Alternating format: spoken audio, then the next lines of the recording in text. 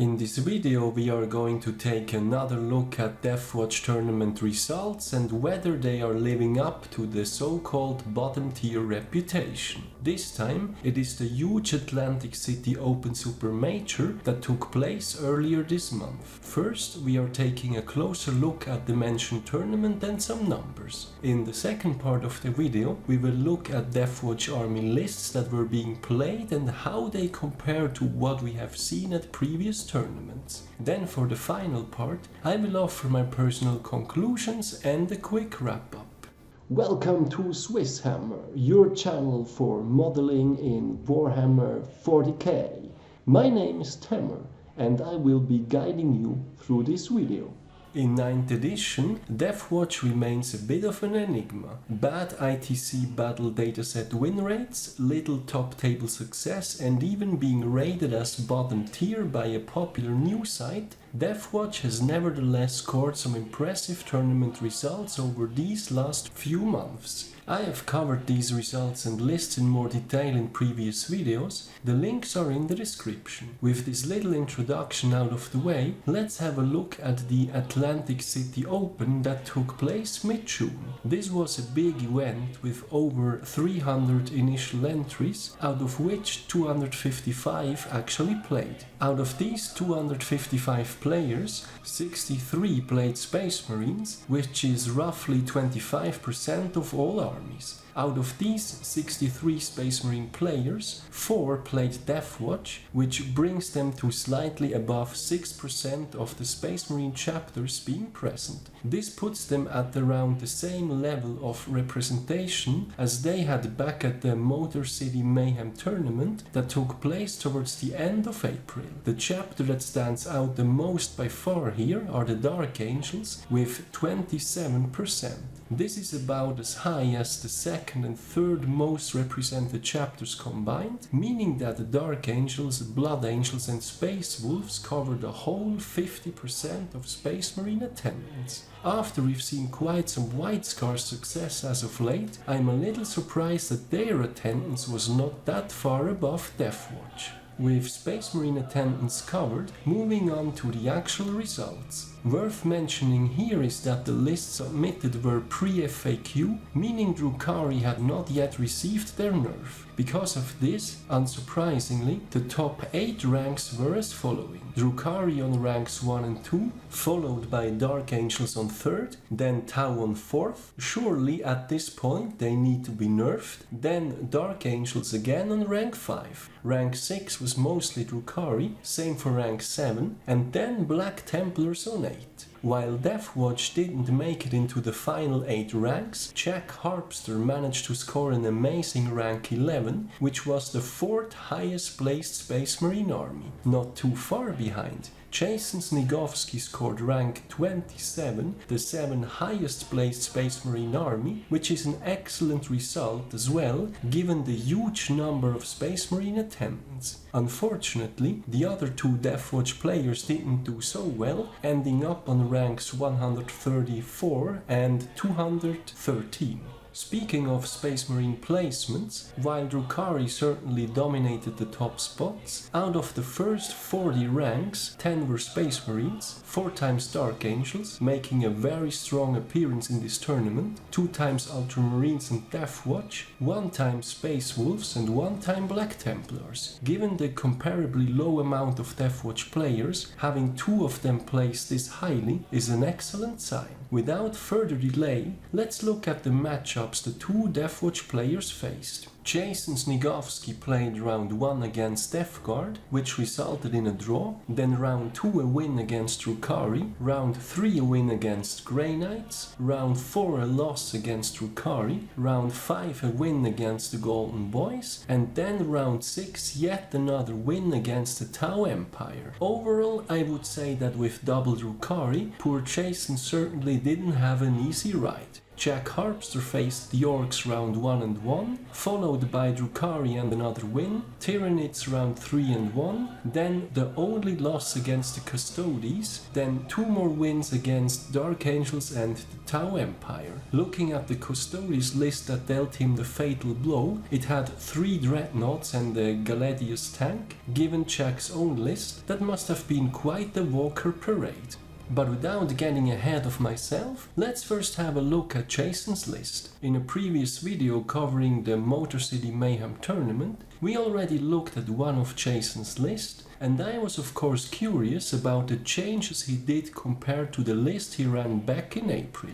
Both the link to the video as well as his old and new list are in the description. For HQs, he changed the captain around a little, going from Smash to Slash captain with the Teeth of Terra and Imperium Sword combination. The Librarian remained as he was, with the ever popular Xenoperch discipline. On the Watchmaster, he brought the Vorken pattern Auspicator this time. Certainly feels like an upgrade over the Spear to me. Moving on to the troops, a bit to my surprise, he dropped the Indomitor kill team completely. Back then, he ran the kill team with 5 Eradicators, which I consider to be a bit of an odd pick, but I recall Jason mentioning in an interview with SwissHammer that he would sometimes combat squad them 3-2 with heavy intercessors and use whichever he needed less as ablative wounds. I found that quite interesting, though I can completely relate to his decision to run the Eradicators separately now. Especially when combined with the Teleportarium stratagem, they are pretty flexible that way, and their total obliteration ability doesn't interfere with anyone, as is the case when they are in a kill team. Furthermore, he has similar Proteus kill teams, though he changed to some Stalker pattern bolt guns. I have to say I like those, though I think they are a bit overshadowed by the ever popular bolt gun and storm shield combo. What's also completely new is that he dropped the Spectre's kill team.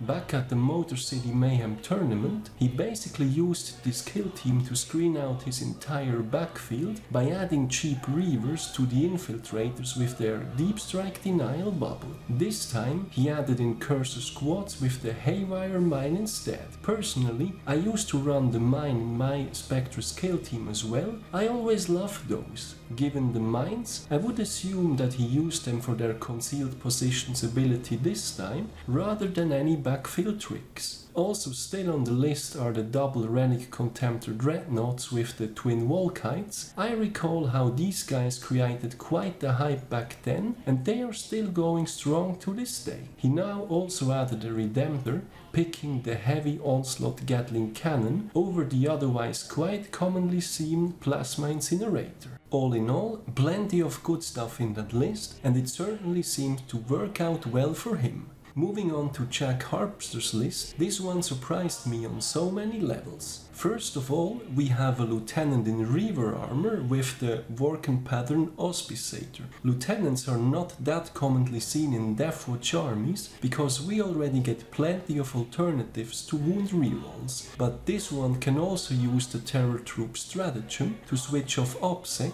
which I always felt was pretty neat. If only Reavers in Spectre's kill teams could take it. Furthermore, we have the Indomitus captain with the Dominus Sieges, as well as a primary Tech Marine with the Dark Angel's Brilliant Strategist Warlord trait. Looking at his elite choices, it is pretty easy to see why. Triple Redemptors and double Relic Contemptor Dreadnoughts with twin Volkites. That is some pretty brutal firepower right there.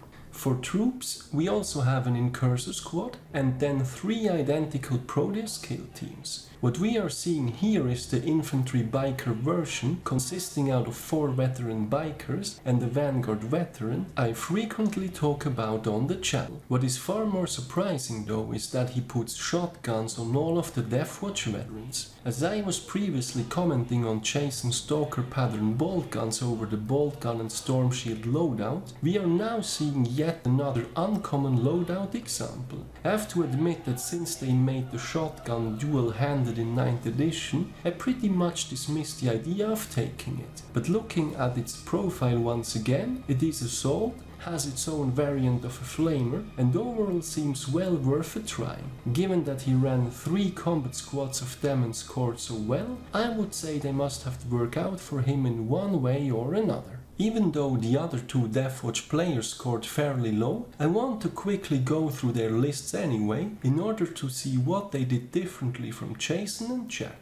Jeffrey Zabu also went for a Dreadnought heavy list, or well, 2 Redemptors and 2 Invictors. The latter are no actual Dreadnoughts, which puts them in a bit of an odd spot in 9th edition. I've covered them in a previous video, the link is in the description. Perhaps had he swapped them for double relic Contemptors with Volkites, they would have done a better job overall. That aside, he has some servitors for screening, 2 basic Infiltrator squads, an Indomitor kill team with 5 Eradicators, pretty much the type that Jason removed from his list. He also has a Fortis kill team with 5 Outriders. As far as that is concerned, I really think that at this point running just 4 of them and keeping them as infantry works better than 5. For HQs, the Tech Marine makes perfect sense given the amount of walkers. And then he has the Primaris Chaplain on bike as a beatstick, and last but not least, again the Indomitus Captain with the Dominus Aegis relic. Kate Stevener ran a bit of an odd list as far as I'm concerned, bringing 2 Agents of the Imperium and therefore splitting his army into 2 detachments. He gains both an Inquisitor as well as an Assassin from that. Furthermore, he has a Watchmaster, Watch Captain Artemis, and a regular Chaplain with the Beacon and Chalice for HQs. I think that he is really missing out on the good stuff here. No Librarian with Xenopurge Discipline, and also no Dominus Aegis. He then has a grand total of 3 Fortis kill teams, 1 as Hellblasters, which are indeed a great choice, but on the other 2 he has Assault Intercessors, and I really don't think that they make much sense to be included in a kill team. If anything, I would run them as their own squad and then just beef them up with stratagems. Though I think that this is just the kind of unit better taken in a more close combat oriented chapter instead. To round the list up, we also have a Chorus Blackstar, an Aggressor squad, a Venerable Dreadnought and a Primaris Apothecary. If I would have to take a guess, I would say that he very likely bought a few starter kits like the Deathwatch Combat Patrol and the Deathwatch Start Collecting, and then just rolled with what he had. There is just so much absence of what has been working well for Deathwatch during tournaments as of late, and I think he placed accordingly. Anyway, returning to the first 2 lists by Jason and Jack, what can we take away from this? First, for relics, both had the Vorken. If you can spare the CP, I think giving this one a try seems worth a shot, depending on how Drukhari will end up playing post FAQ, and also how popular flyers in general will be after the next wave of Codex drops. Furthermore, Dreadnoughts are still going very strong in Deathwatch. The overperforming relic Contemptor aside, I think that being able to give the invul to the Redemptor is really making a difference. While I personally still very much favor the Indomitor kill team in a mixed units kind of combination with Aggressors and Inceptors, I think having the Eradicators as a separate squad placed in the Teleportarium works best for them at this point. Then last and certainly not least, I now want to try the shotguns. Time to fetch some of my old sprues from the cellar, I guess. Speaking of takeaways from these lists, John Lennon took this quite literally and played the very same list as Jack Harpster at the even more recent Onslaught Grand Tournament 2021. He won the tournament, the only undefeated player out of roughly 40 participants, with the following matchups: Tau, Imperial Knights, Double Necrons and Drukhari. This is amazing news and will hopefully draw further attention to the Deathwatch from similarly competitive players. To wrap things up, with 255 players, the Atlantic City Open Tournament has certainly been a big one. The rules were pre-FAQ, therefore it was no big surprise that Drukhari still dominated the tournament. Nevertheless, out of 63 Space Marine players, 4 were Deathwatch and 2 of them did really well. Jack Harpster managed to score an amazing rank 11, which was the 4th highest placed Space Marine army. Not too far behind, Jason Snigovsky scored rank 27, the 7th highest placed Space Marine army, which is an excellent result as well, given the huge numbers of Space Marine attendance. As regular viewers might well remember, we have already seen Jason doing an amazing job at the Motor City Mayhem tournament back in April. Meantime, he made a few changes to his list, among other things added a Redemptor Dreadnought to his 2 Relic Contemptors, removing the Indomitor kill team and running the Eradicator separately instead,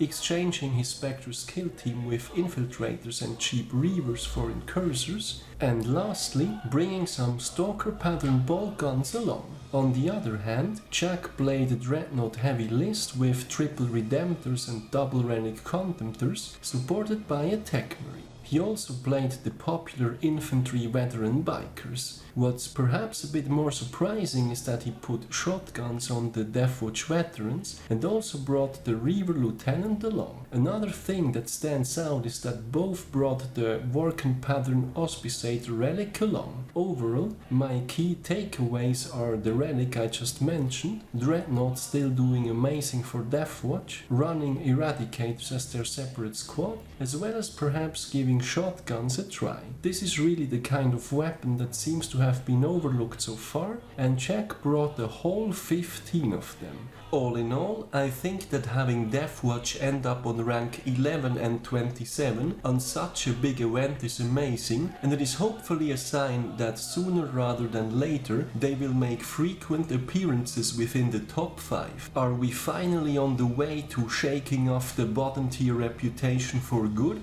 The results of the even more recent Onslaught Grand Tournament 2021 certainly seem to suggest so. John Lennon took the very same list that Jack Harpster played at the Atlantic City Open and managed to win the tournament, the only undefeated player out of 40 participants. So that's it for the Atlantic City Open Tournament and the current state of the Deathwatch in 9th edition. What do you guys think about these particular lists and the excellent results we have seen from both Jason and Jack? Any changes you will be doing to your own lists based on that? Let me know in the comments.